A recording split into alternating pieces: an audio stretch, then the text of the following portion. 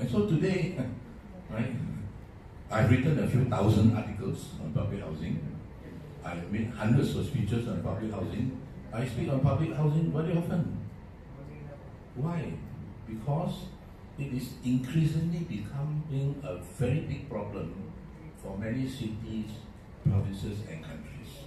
So when I say, oh, I can speak free, I will fly there and pay my own household, right? How you may be able to solve your public housing problem. Also, I'm very popular. And now the secret, how to solve your public housing problem.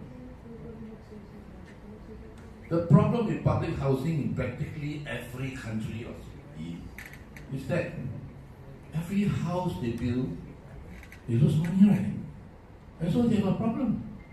So the solution, if you follow the Singapore public housing model, by the way, Singapore has won a UN Habitat Award for public housing. 80% of the population in Singapore lives in public housing.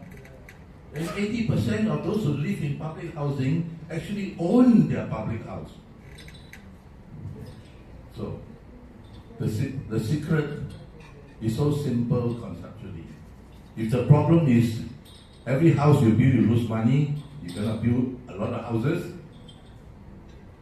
you make a 1% profit on every house that you build.